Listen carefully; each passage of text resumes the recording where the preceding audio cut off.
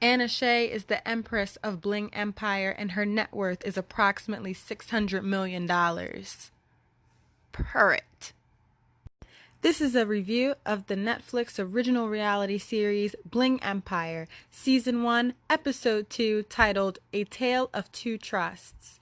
I'm your host, Kay, and in this episode, Anna is the gracious Empress that she's always been. Anna ended the first episode with a W, and she's starting the second episode with a W. Christine thought she was doing something when she invited Anna to her house to, what was it, interrogate her? Prod? Encourage, maybe? That's a nice word. Encourage a confession from her as to why she was seated at the edge of the table at Anna's dinner party. Well, it seems that a small part of the Asian Los Angeles social world is to play pretend just a little bit sometimes, just to play the game. But honey, Anna is superior to the game. Anna refused to give Christine any satisfaction, and she would not admit that she moved Christine's seat. And I thought Anna handled Christine's behavior very graciously. She didn't say anything rude. She continued to have patience with her, even though Christine was clearly getting on her nerves. She wouldn't eat any of her food. Yet she was clearly disgusted at how braggadocious Christine was being. Christine, after all, sat next to Prince Charles at Buckingham Palace, so how dare Anna put her at the end of her dinner party table in her backyard tent? Christina's words, not mine. Of course, Anna's party was lavish as ever, and Christine was obviously mad, and Anna handled her right. I mean, she quietly, swiftly got to her, and she can't get out of the spot Anna put her in. But that's just what happens when you're not on the right side of the queen. Christine needs to fix her attitude. She needs to stop bragging so much and stop trying to one-up Anna, because Anna already has her spot, and as she said in the episode, Christine can't compete with what Anna was born into. As the episode continued, I actually began to sympathize with Christine because we went further into the reproductive health issues she had to endure to conceive her first child with her husband, and it actually hurt my heart a little bit to see the emotional stress she was enduring going back to the fertility office and talking to the professional about the possibility of having more children. And although I can't relate or completely understand Christine Chu's difficulties with pregnancy because I've never tried to have children, I definitely appreciated her vulnerability in the show and definitely sympathized with her situation. And I'm glad they aired that on reality TV because that is definitely something real women go through. In this episode, Christine and her husband Gabriel were having a conflict between each other about whether or not to try to have more children. Christine said absolutely not, and she was actually hoping that Gabriel's parents would disagree with the idea of using a surrogate for more children. But unfortunately, and maybe unsurprisingly, his family let her down, and they were actually okay with the use of a surrogate for more grandchildren. But Christine still doesn't want to have more children. She's very satisfied with only having one son, Baby G, at this point in the episode 2 of Bling Empire. So far, it's difficult to interpret whether or not Christine doesn't want to have more children because she's afraid of failure, or if she is truly just satisfied with having the first child. It took them 10 years to have their family that they have now. So it's definitely understandable that now that she's achieved, she feels like, okay, I don't want to go through this again. Like, this is enough for me. Meanwhile, Gabriel is feeling like, I want my son to have siblings. It would be amazing if there was a mini Christine. And that's understandable too. So it'll be interesting to see how the two of them come to an agreement on the issue. There was a little bit of tension between Gabriel and Christine later in the episode, and I just think their communication as a married couple is really awesome. Although they had an argument, they didn't raise their voices at each other. They were able to respectfully express their opinions about the matter to each other, as well as become angry in their own right, process their feelings, and then go back to the issue to discuss it further. So although they're having a conflict, the way they're handling it is very mature, and that is very admirable.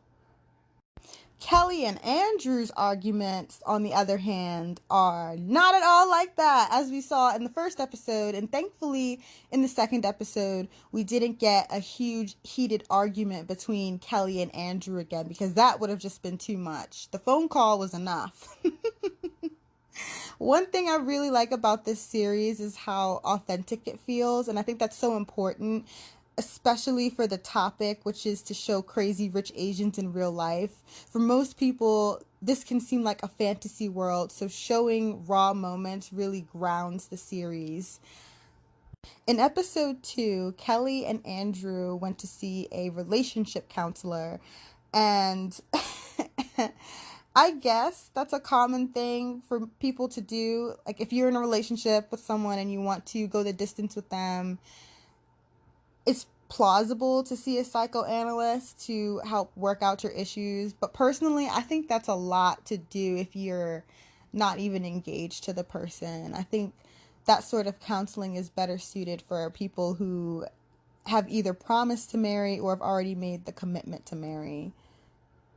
Who have already committed themselves to marriage. We didn't see the entire therapy session with Andrew and Kelly. We only saw a snippet, so it's hard to judge it.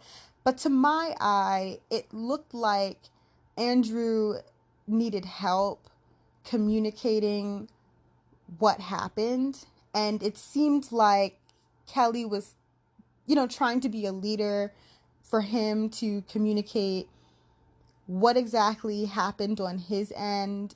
And I would have appreciated it more if Andrew had spoken more for himself, or if we saw more of that, because truthfully, he was the one most at fault. Kelly really did a good job handling the situation. Even if she didn't feel like she did, she stayed calm and she communicated her feelings clearly to him.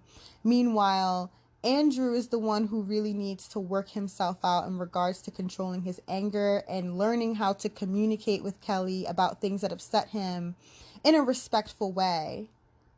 There have been multiple comments from fans on Twitter saying that they believe Andrew is an emotional abuser. I'm not sure if he is an abuser at this stage, but I will definitely say in the previous episode, he did try to emotionally manipulate Kelly during that phone call. And if you need a breakdown of what happened in that, you can go to the blog lonelyloquacity.wordpress.com. It's linked in the description. At this stage, I think if you're dating someone and the other person needs as much help as Andrew does, I know Kelly loves Andrew, but she should really just look for a different guy, because he needs to do a lot of self-work before he can be in a relationship with anybody. On to something we love. We love Kevin's jawline, his fit physique. And so does Anna. It was so sweet that she brought an entire rack of Dior, basically a section of the Dior store, to her home, and had Kevin try on some clothes and bought him whatever he wanted, because she wants him to be a more fashionable suitor for Kelly. And yeah, up his game. get Kelly to notice Kevin, because he's been doing a pretty good job of making it known in a respectful way that he likes her and flirting with her and just letting her know, like, I think you're really, really great. And whenever you decide to give Andrew a break, I'm here. I'm sure Kevin wouldn't mind being a rebound for Kelly. It was so funny during the scene where Anna was trying on the clothes. Like, I thought, oh my gosh, she's so fabulous. She has people helping her undress. And I thought, wow, she's such a free spirit, much freer than I thought, where she could get naked in front of people and just not care. I want to get to that level. When I'm 60 years old, I want to just not care, have my boobs on TV, or just, not have any inhibitions about my body or the way I live. Just take on Anna's full spirit in the next 40 years.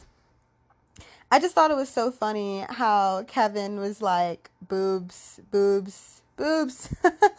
He handled it pretty well. I mean, definitely made him uncomfortable, but his cheeky, charming personality shined through in that moment. Later in the episode, when he returned Anna's gifts, I don't know what goes through Kevin's mind sometimes. I mean, after Kane told him that, it may have been a test for Anna to give him those gifts, I think Kevin should have just kept them because he'd already taken them and just hoped that he passed the test. Or maybe he could have had a conversation with her about it. But to go to her house and try to return the gifts and the shoes that he had worn, I think that was pretty obvious that that would be an insult. I mean, it was kind of cheeky and charming because he did it in his Kevin way. And obviously Anna received it politely and thought he was like, maybe kind of cute or charming for, trying to return the stuff because he didn't understand what it meant. But personally, I think he just should have accepted the gift with grace, and then in the future just not accepted any gifts from a rich person, because maybe then it will be a test. Anna is such a sweetheart. She is so generous to her friends, and she makes sure to tell Kevin that things don't have any meaning and you have to live life to the fullest. I think she fully understands that it's about your relationships and your experiences, and it was just a testament to how old Anna's money is. Like, she's used to having it. This is just her life, and she's happy to share who she is and what she has with other people, but it doesn't have more meaning or value than her relationships. Yes, Anna, the wise woman she is. She's consistent, a gracious empress always. We barely saw Jamie in this episode. We only saw her in the opening scene at the club, and it looked like she took a shot without any hands. So I guess Jamie just shows up whenever she wants to have fun with the group. We briefly saw Kim Lee too. She was DJing at the party, and everybody seemed to be having a good time. Kevin and Kelly definitely look cute together. He was sitting very closely to her. So once again, hopefully that becomes a budding romance later in the series. Now let's talk about one of my favorite people, Kane. He is so sweet. He's definitely one of the most genuine people in the group. I loved that he was able to be so emotionally available for Cherie in her moment of grieving for her mom. Once again, I don't understand the emotional depth of Cherie's situation because I've never lost a parent, but I appreciated how Kane was there for her, and he spiritually, emotionally, and physically embraced like her experience and treated the situation as if it were his own mom. And he was just so grateful that he was able to chant like with her mom, and that was just such a special moment. And it was cool that Kevin was there too. And I'm glad that Cherie got some comfort from that, because it can be hard to grieve the death of someone, especially a parent or anyone you have a close relationship with. But a parent, I believe, is probably a more intense experience, especially since her mother was sick with pancreatic cancer before she died, and she explained that the death felt sudden. So my condolences, my prayers go out to Cherie as she maybe is still continuing to like process her mother's passing. And I realized that this series was filmed in 2019, but sometimes it takes us a while to process things.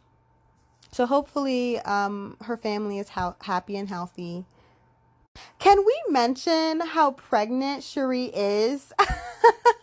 Like when people said that she was very pregnant in episode 1, I didn't get it until I saw in episode 2. Oh my gosh, she is like ready to bust. Hopefully she goes through with the water birth. I think those are so beautiful. We'll see how her storyline progresses as the series continues. We have 6 episodes left in this season. Overall, episode 2 was pretty good. Things are definitely heating up between Anna and Christine, so I can't wait to see how Anna shuts Christine down again. Hopefully, Cherie has her baby. That will be fun to see during the series. And hopefully, Kelly breaks up with Andrew and Kevin gets with Kelly. That would be a nice progression to that love triangle.